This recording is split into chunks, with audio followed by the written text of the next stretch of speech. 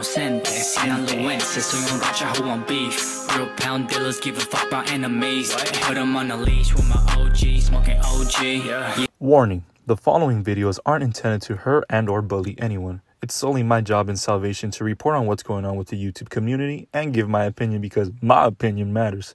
Sorry about that. Weenie Hut Jr. discretion is advised. Yo, what is going on, guys? It is your boy Francisco back at it again with another banger of a video. If you're new to this channel and you end up subscribing, welcome aboard to the Panchita familia. First and foremost, we're finally back in the garage. Yay! I just felt like I needed to come back. I was using a bunch of cobijas to cover my car, and I know when cars were driving by, they're probably like, what's going on with that freak? Is he getting some mine? Take it inside, big boy. But aside from that, let's try to get 3,000 likes for posting 3 videos back to back. 3,000 likes equals 3 videos because the achievement has been back to back.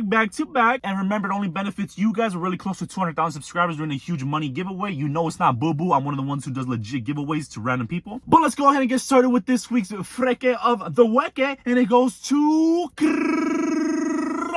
No offense taken, but who would want the mank from a... Oh my god, bro. Oh, hell no. Oh, ass on, my...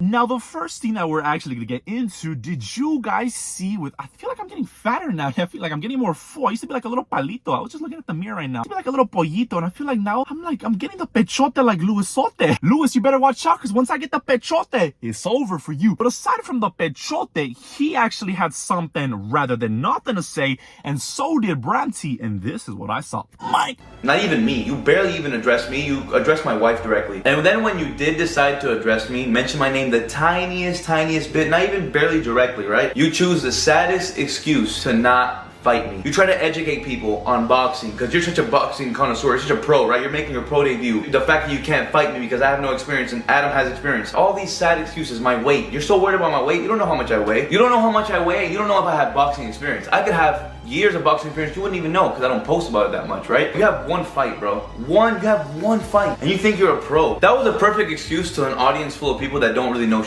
about boxing, right? But that's not the case. The fact is that you were scared to fight. Don't tell people, oh, it's because of weight, oh, because it doesn't have experience. The saddest excuses. So now, Landon, since you awarded my beautiful wife with the biggest fan of the year, I'm gonna award you with the biggest L of the year. Here you go, buddy. Like, you know, you're not selling tickets, like, you know, you gotta do what you gotta do to sell your fight, right? But the fact that, like, he tried to play it off like him and I were texting on some shit, like, guys. But if you had such a crush on me, you should have just let me know. You could have talked to me. You do have my number, and we did share text back in the day. This guy stinks! I'm not a McBroom. Like, I don't do that shit. Like, that's first of all. So to sum it all up, basically, like, there's no ill intentions over here. You know, spread positivity, love, all that, but... Zabang! That was funny because I love Cheeseman that much that I was one of the first ones on that video. I was live in those premieres. I was eating my chips, my chips with my dip. I love Cheeseman. I was one of the first ones in that premiere. And it was funny because I saw some people, I know you're here, Pancho. You goddamn right, I was right there. Basically, Lewis came out and said, you don't even know my weight, big boy. We can meet in the middle. We can do something rather than nothing. It was just a bunch of excuses. And then for the whole Bramty situation, she actually came out and said, no.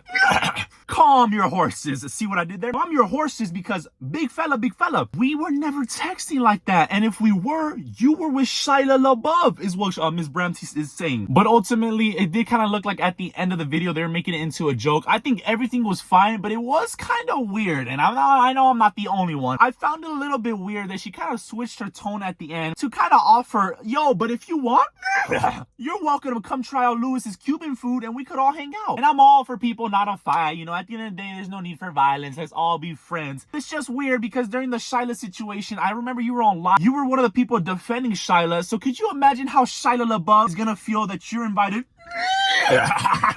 for some damn Cuban food and to come over and shoot some content? If I was Shyla, I'd be like, But that's just me personally. At the end of the day, like I said, maybe there's no need for people to be hostile towards each other. It is just kind of weird because you were defending Shyla and then now you're going to invite Shyla's ex-boyfriend. And the next thing that we're actually going to get into, did you guys see with JENNY69, the queen of Hachitas? She was actually called out. A lot of people were saying that this was her old friend, her old makeup friend.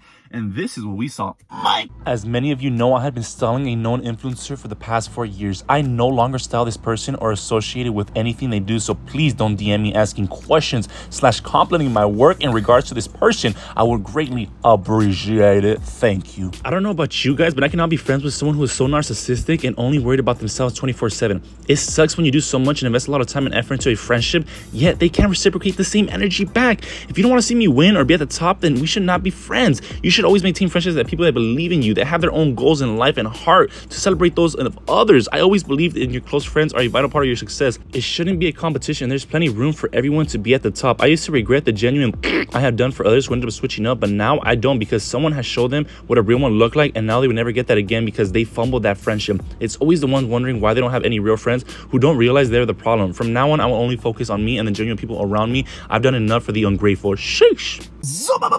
He basically said that she's different. Yes, she's different. So by that, he basically says that he doesn't want to be associated with Miss JENNY69 no more. So I'm not too quite sure what could have happened between him and JENNY69 to have a fallout, but he did air out his feelings over on Instagram and said, no, I'm done with Hachita. But make sure to comment down below as to what do you guys think of the situation. And the last thing that we're actually going to get into, did you guys see with Myra and Karina, they have some sort of podcast going on with the girls. I think it's called like Giggles and something.